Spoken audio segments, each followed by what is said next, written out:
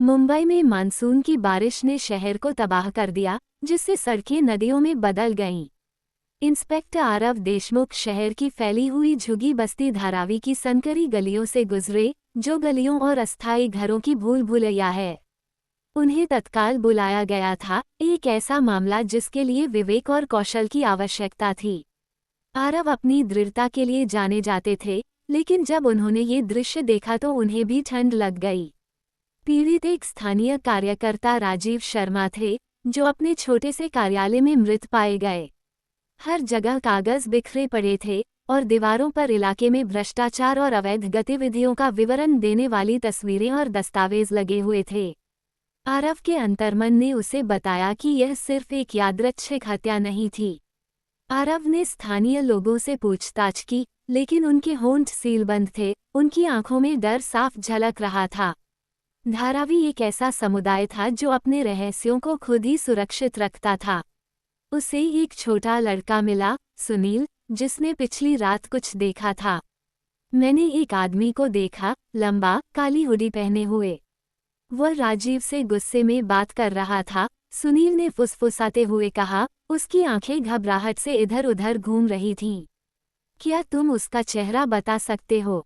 आरव ने पूछा। सुनील ने अपना सिर हिलाया। बहुत अंधेरा था। आरव को निराशा बढ़ती हुई महसूस हुई। जिसने भी राजीव को मारा, वह गलियों को अच्छी तरह जानता था, बिना किसी निशान के गायब हो गया। उसे इस मामले को सुलझाने के लिए फुसफुसाहट और छाया से ज्यादा की जरूरत थी। पुलिस स्टेशन में वापस आकर आरव ने राजीव की फाइलों को ध्यान से देखा। एक नाम बार बार सामने आ रहा था, राणा, एक स्थानीय गैंगस्टर जिसके शक्तिशाली राजनेताओं से संबंध थे।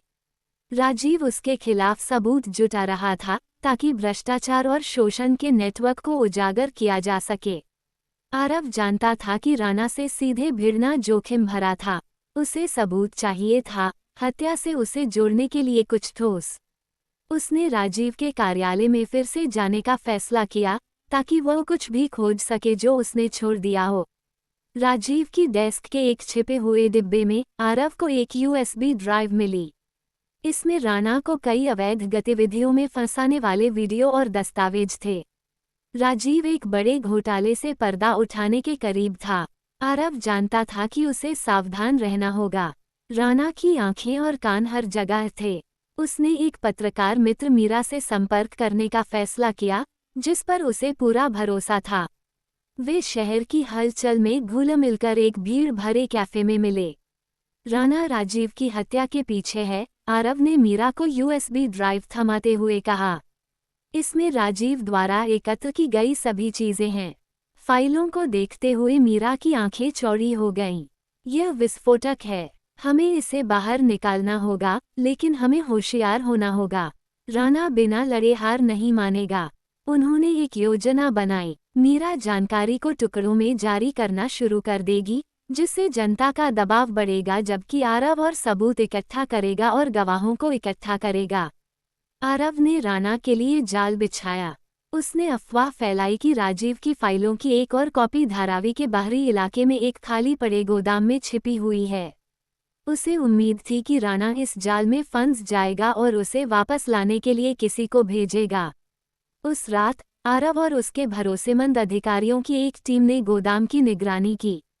जैसा कि उम्मीद थी, राणा के दाहिने हाथ सलीम के नेतृत्व में लोगों का एक समूह आया। आरव की टीम ने तेजी से आगे बढ़ते हुए सलीम और उसके आदमियों को पकड़ लिया, इससे पहले कि वे कुछ कर पाते। गहन पूछताछ में सलीम ने राज खोला। उसने बताया कि राणा ने राजीव की हत्या का आदेश उसे चुप कराने के लिए दिया था। इस कबूलनामे और यूएसबी ड्राइव से मिले सबूतों से लैस होकर आरव राणा को पकड़ने के लिए तैयार हो गया। एक नाटकीय छापेमारी में आरव और उसकी टीम ने राणा की हवेली पर धावा बोल दिया। राणा, जो घिरा हुआ था और हताश था, भागने की कोशिश कर रहा था, लेकिन उसे जल्दी ही पकड़ लिया गया।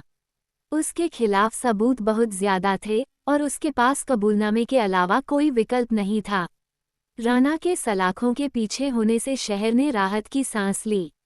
उसकी गिरफ्तारी और भ्रष्टाचार के घोटाले की खबर ने मुंबई को हिलाकर रख दिया, जिससे आगे की जांच और दोषी अधिकारियों की गिरफ्तारी हुई। राजीव का काम व्यर्थ नहीं गया। उनके प्रयासों ने एक आंदोलन को जन्म दिया और उनका नाम साहस और न्याय का पर्याय बन गया। आरव राजीव की समाधि पर खड़े होकर उन्हें श्रद्धांजलि दे रहे थे। मीरा भी उनके साथ शामिल हो गई, उनकी आंखों में दृढ़ निश्चय था।